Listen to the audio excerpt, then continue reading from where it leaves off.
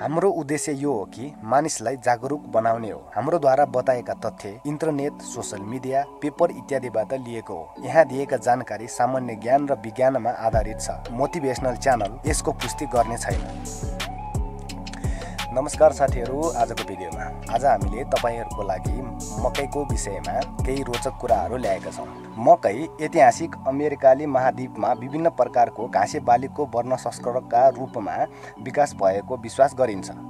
यो संसारमा सबैभन्दा धेरै क्षेत्रफलमा लगाउने तथा सबैभन्दा धेरै खपत हुने बालीमा पर्दछ। बहुउपयोगी यो बालीबाट विभिन्न परिकार तेल, इन्धन, चिनी, रक्सी आदि बनाउने गरिन्छ। धेरै मानिसहरूले उसिनिएका मकै वा पोलिएका मकै खान मन पराउँछन्। यस किसिमका मकै खाएमा स्वास्थ्यका लागि के फाइदा हुन्छ? मकैमा प्रशस्त पोषण तत्व हुन्छ। मकै खाएर मानिसका अनुहारमा हुने चाउरी हटाउन र बुढोपनबाट अलग गराउन सहायक मिल्नुका साथै मुटु, रक्तनली र क्यान्सरको रोग निवारण गर्न पनि सकिन्छ।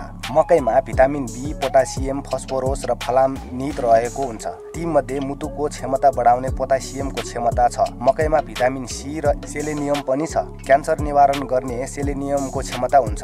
यति मात्र होइन, मकैको अरू क्षमताहरू पनि छन्। जीवकोशलाई पतन हुने अवस्थाबाट जोगाउन सक्ने तथा रगतभित्रको कोलेस्ट्रोलको मात्रालाई कम पार्न सक्ने ताजा कलिला मकैको क्षमता हुन्छ। मकैका वैज्ञानिक वर्गीकरण। विशेषतः नेपालमा मकै भुटेर वा पिठो बनाई ढिँडो बनाई खाइन्छ। नेपालमा मकै अनुसन्धान केन्द्र रामपुर चितवनमा रहेको छ। मकैका इतिहास। धेरै इतिहासविदहरू मकैको उत्पत्ति मेक्सिकोमा भएको विश्वास गर्दछन्। ओल्मेक र मायन सभ्यताका मानिसहरूले मकैको उत्पादन गर्दै आएका थिए। 2500 ईसा पूर्वतिर मकैको खेती अमेरिका भरि नै गरिने भयो। त्यस ठाउँमा व्यापार सुरु भयो। 15 र 16 शताब्दीतिर युरोपेलीहरूले मकैलाई युरोप ल्याइ पुर्याए र बिस्तारै मकै अन्य देशहरूमा पनि फैलियो। जस्तो भूभाग र हावापानीमा पनि हुर्कन सक्ने भएकाले मकै सबैको लोकप्रिय हुन पुग्यो। मानिसको खानाको रूपमा र आफूले पालेको घरपालुवा जन्तुलाई खुवाउनलाई मिल्ने भएकाले पनि मकै सबको प्यारो बन्यो। मकै अमेरिकामा सबैभन्दा बढी खेती हुने बालीमा पर्छ, जसमा संयुक्त राज्य अमेरिकामा मात्रै वार्षिक रूपमा 332 मेट्रिक टन उत्पादन हुने गर्छ। लगभग 40% को रक्सी बन्न खपत हुन्छ।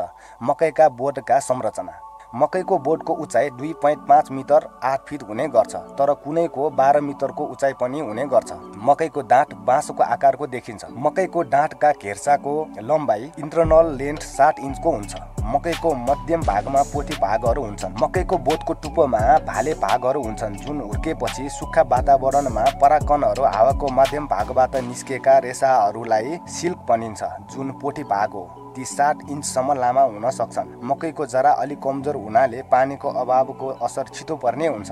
कुनै बेला हावाले उडाउन सक्ने वा माटोको उर्वर तत्त्वलाई सोच्न नसक्ने पनि हुन सक्छ। लुटेन, जेनेटिन जस्ता तत्त्वले मकै पहेँलो हुन्छ। एन्थोसाइनिस र फ्लोभाफेन्स जस्ता तत्त्वले भने मकै रातो बनाउँछ। मकैका जेनेटिक्स। धेरै जसो मकैका जातहरू खानका लागि नै प्रयोग गरिन्छ, जुन स्टार्चको मात्रा अनुसार विभिन्न उपप्रजातिमा बाँडिएका छन्, जुन निम्न रूपमा अङ्ग्रेजीमा नै दिएका छन्, जुन यस प्रकार छन्।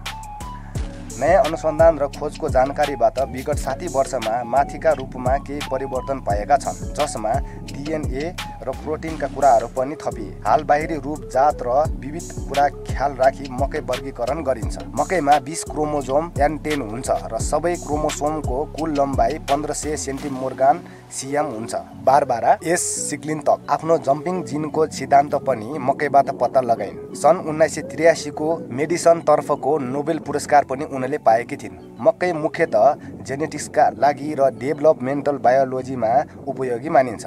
मकैको उत्पत्ति। मकैको उत्पत्ति बारे थुप्रै सिद्धान्तहरू दिएका छन्।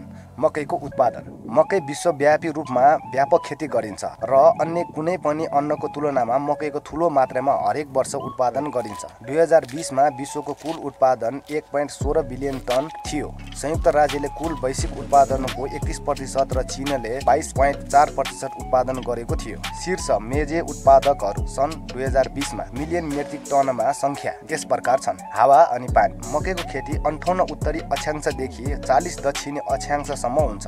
मकैको खेती समुद्र सतहदेखि १२,००० फुटसम्म हुन्छ। मकै उम्रनको लागि करिब 20 सेन्टिग्रेड तापक्रमको आवश्यकता भएकोले यो वर्षे बालीको रूपमा नेपालमा खेती गरिन्छ। हिउँदमा तापक्रम कम हुने भएकोले मकैको रोप्ने काम आश्विन महिनाभरिमा गरिसकेको हुनुपर्दछ। पूर्वी तराईमा खास गरेर महोत्तरी धनुषा हिउँदे मकै सिँचाइको सुविधा भएको ठाउँमा कार्तिक महिनाको दोस्रो हप्तासम्म लगाइदिनु पर्दछ। अन्यथा जाडो बढ्नाले मकैको बोट वृद्धि राम्रो हुँदैन। नेपालमा पहिलो वर्षा सुरु भएपछि वर्ष सिजनमा मकैको बिउ छर्ने काम सुरु हुन्छ। मकैको कीट रोग आदि।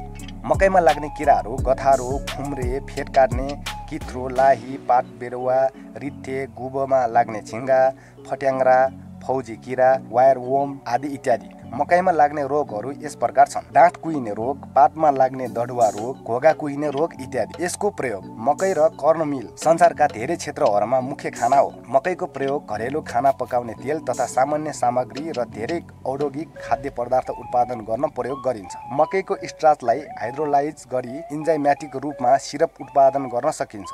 विशेष गरी उच्च फ्रक्टोज मकैको सिरप, एक स्विटनर र अनाज रक्सी उत्पादन गर्न किण्वित र आसुत पनि मकैको दाना अल्कोहल परम्परागत रूपमा बोर्बन व्हिस्कीको स्रोत हो। कर्नमिल र मकैको पिठो मकैको रोटी र अन्य उत्पादनहरू बनाउन प्रयोग गरिन्छ। धेरै देशहरूमा मकैको पिठोलाई केही पोषक तत्त्वहरूले समृद्ध बनाउन आवश्यक हुन्छ। यी मकैको बिउहरू उम्रिने भागलाई खोया भनिन्छ। यसलाई घरेलु इन्धनको रूपमा प्रयोग गरिन्छ। खोस्ता मकैको घोगालाई वरिपरि ढाकेर रहेको भाग अथवा बोक्रालाई खोस्ता भनिन्छ।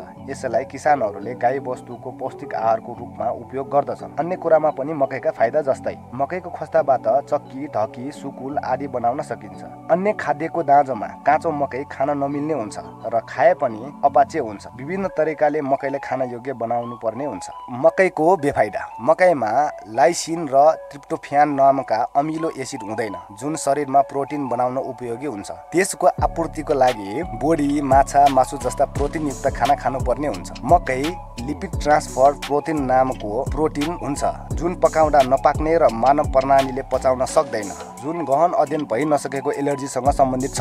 मकैको सेवन गर्नाले पाइने फाइदाहरू। ताजा कलिला मकैमा प्रशस्त रेसा हुन्छ। यस किसिमको रेसा तत्त्वले कोलेस्ट्रोलको अनुपातलाई सन्तुलन पार्न सक्छ। त्यसैले पित्तथैलीमा कोलेस्ट्रोल जम्नबाट मुक्त हुन्छ र पित्तथैलीमा पत्थर जम्नबाट रोक्न सकिन्छ। वनस्पतिभित्रको रेसा अर्थात् पेकितन र आन्द्राभित्रको एसिडसित मिलेर सोच्न नसक्ने एक किसिमको पदार्थ बन्नेछ। यसबाट वाइल एसिडलाई कलेजोभित्र फटाउन प्रवर्धन गरिन्छ। त्यसैले रगतभित्रको कोलेस्ट्रोलको मात्रालाई कम पार्न सकिन्छ। त्यसैले ताजा कलिला मकै खाएमा मुटुको रोग, मस्तिष्कमा रगतको टुक्रा जम्ने रोगको निवारण गर्न सकिन्छ। प्रशस्त रेसा तत्त्व भएका मकै खाएमा आन्द्रालाई राम्रोसँग चल्न सहायक मिल्छ। त्यसैले उचित रूपमा कब्जियत हटाउन सकिन्छ। विषालु पदार्थ आन्द्रामा तास्न सक्दैन। बार उसिनेका ताजा कलिला मकै खाएमा कब्जियतको रोग, हर्साको रोग, आन्द्राको क्यान्सर तथा पाचन थैलीको रोग निवारण गर्न सकिन्छ। दाँतको संरक्षण र बलियो पार्ने मकैको क्षमता हुन्छ। उसिनिएका पोलिएका मकै खाँदा दाँतले बेसरी चपाउनु पर्छ। यसबाट दाँतलाई बलियो पार्न सकिन्छ। साथै मुखभित्र बढी ठुक आउन गिजालाई बलियो पार्न सकिन्छ। बुढाबुढीहरूका दाँत बलियो हुँदैनन्, त्यसैले ताजा कलिला मकैका दानालाई टुक्रा टुक्रा पारी जाउलो पकाएर खानु बेस हुन्छ।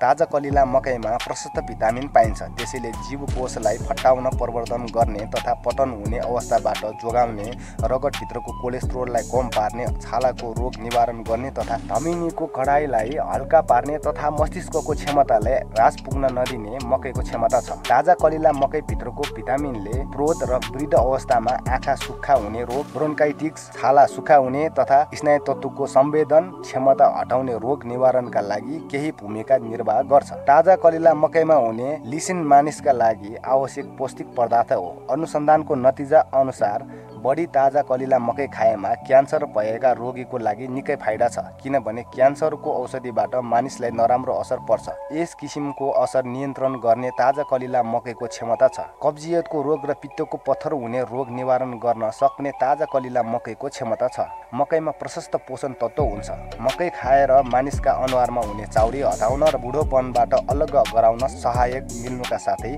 मकैमा भिटामिन बी, पोटासियम, फस्फोरस र फलामिड रहेको हुन्छ। तीमध्ये मुटुको क्षमता बढाउने पोटासियमको क्षमता छ। मकैमा भिटामिन ई र सेलेनियम पनि छ। क्यान्सर निवारण गर्ने सेलेनियमको क्षमता हुन्छ। यस मात्र होइन, मकैको अरू क्षमताहरू पनि छन्। जीवकोशलाई पतन हुने अवस्थाबाट जोगाउन सक्ने तथा रगतभित्रको कोलेस्ट्रोलको मात्रालाई कम पार्न सक्ने ताजा कलिला मकैको क्षमता हुन्छ। मकैका विभिन्न परिकारहरू छन्। त्यसमध्ये नेपालमा परिकार बनाएर खाने केही परिकारका नाम यस प्रकार छन्: फाडो, च्याख्ला, सुजी, भुटेको मकै, ढिँडो, मकैको रोटी। मकैका केही थप जानकारी यस प्रकार छन्। चमार मकैको भाले भाग हो। पोथी भाग जुङ्गा हो। मकैको घोगामा सधैँ जोर सङ्ख्यामा हारहरू हुन्छन्। जुङ्गाले एक दाना दिन्छ। घोगामा 250 देखि 1000 सम्म जुङ्गाहरू हुन्छन्। चमारमा 2 करोड 50 लाख परागहरू हुन्छन्। आजको भिडियो कस्तो लाग्यो तपाईँलाई? राम्रो लागेमा लाइक अनि सब्स्क्राइब गरिदिनु होला।